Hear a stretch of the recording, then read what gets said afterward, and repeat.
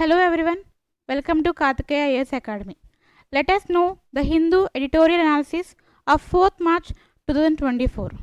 The article is about building a digital India that is ready for the future. Before knowing about this article, let us know the key points of digital India.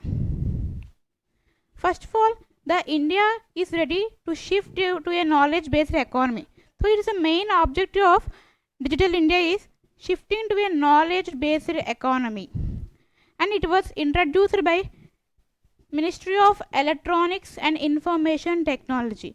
The main objective of this digital India is shifting to a knowledge-based economy, and it was introduced by Ministry of Electronics and Information Technology. And its future is about use of digital infrastructure for all citizens and citizen digital empowerment. Regarding this digital India, we have a act called Information Technology Act of 2000. Its main objective is addressing the new issues like user injury, unfair competition, and disinformation in the digital sphere. So these are the main. This is a brief introduction of digital India. Now let us look the analysis of in detail. It is a comprehensive program designed to get India ready for a shift to a knowledge-based economy. It integrates a great deal of concepts and deals into one cohesive vision, making each one appear to be a component of the overall objective. The Ministry of Electronics and Information Technology is the one who introduced it. Digital India's future. The use of digital infrastructure for all citizens, on-demand services and governance, citizens digital empowerment. Information Technology Act, that is IT Act of 2000. The new bill's objective. Revise the current legal framework to address new issues like user injury, unfair competition, and disinformation in the digital sphere. It is probably going to redraw the boundaries of technological regulation not just in India but throughout the world. And here the modifications suggested.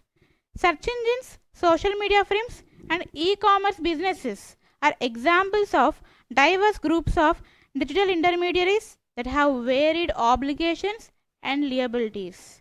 And the IT Act of today.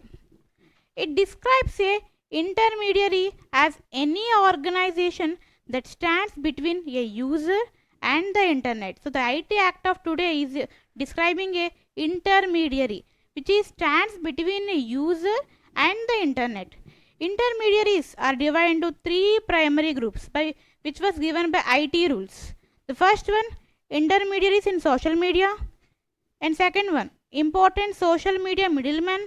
Third one, intermediaries in online gaming. The regulations impose strict requirements on the majority of intermediaries, including a 72-hour window in which to respond to requests from law enforcement and handle requests for content takedown. Cloud services, websites, e-commerce platforms, and ISPs are all handled in the same way. Now let us see what are the problems we face with this digital India.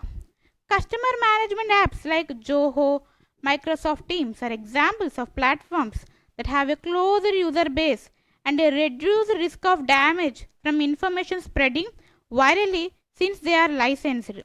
Not only does treating intermediaries like traditional social media networks increase their operating expenses, it does not significantly lessen the risks that the internet presents, only increasing their exposure to litigation and worldwide standing.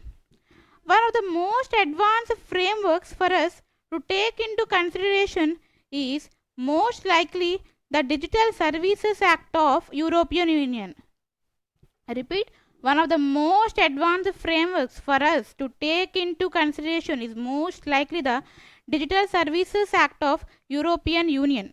Along with a few new exclusions, it establishes a 3 layers of intermediaries with escalating legal responsibilities. So we have 3 layers of intermediaries. The first one, hosting services. Second, online platforms, and very large online platforms also. And next, moving to Australia. It produced an 8-tied classification scheme with distinct industry drafted codes controlling categories including search engines and social networking sites. Based on the possibility of exposure to hazardous content such as child sexual abuse material or terrorism, intermediaries are required to conduct risk assessments. SMIs or social media intermediaries. SMIs are online forums that let people exchange the information and communicate with one another. So these are the online forums which let the people to exchanging the information and communicating with one another. SSMIs are SMIs with an extremely high user base, that is above a predetermined threshold. SMIs can include a wide range of services including email, online comment sections on web pages, video chats and marriage related websites. India's areas of focus. So the main aim of India to focus is, although a detailed product specific classification can enhance online safety and accountability, this strategy might not be sustainable in the long run. So we seek a categorization framework that establishes a few distinct groups and mandates the risk assessments from intermediaries and then utilizes the results to group them into appropriate groups. So it utilizes the results to group them into appropriate groups.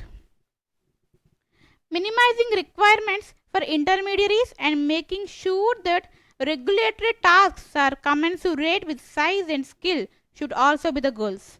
Release micro and small businesses as well as catching and conduit services, the internet's pipes from significant responsibilities. Make a clear distinction between communication services which facilitate end user interaction and other types of intermediaries such as search engines and online markets. So we have to make a clear distinction between communication services and other type of intermediaries such as search engines, online markets. Intermediaries that are not communication services. So intermediaries are not communication services should have less obligations because the dangers are lower. They might still be forced to designate a grievance officer, assist law enforcement, recognize advertisements and remove objectionable content quickly enough. The way forward. So now let us see the conclusion of Digital India. How we concluded. Communication service providers may be required to do risk assessments based on the quantity of their active users, danger of damage and likelihood of harmful content going viral. So the communication service providers may be required to do the risk assessments for all this. Subsequently, the biggest communication providers like platforms like Twitter could have to follow specific rules like designating officers who are based in India. Establishing internal grievance appeal processes in collaboration with impartial outside parties to boost trust in the grievance procedure. Other strategies for reducing virality should be taken into consideration, such as slowing down content through circuit breakers. So, how to take other strategies for reducing virality. Metrics for risk assessment and suitable thresholds would need to be established and assessed on a regular basis in collaboration with industry in order for the suggested strategy to be effective. A framework might lessen many intermediaries' legal responsibilities while promoting accountability and internet safety. It might contribute to the development of a regulatory framework that supports the government policy objective of fostering economic growth and a safer internet ecosystem. So the main objective of this Digital India is increasing the economic growth. So increasing of economic growth and safer internet ecosystem. So this is the main objective of Digital India.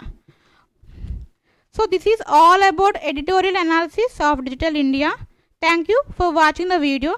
To learn more articles, subscribe to Kakatiya AS Academy. Thank you.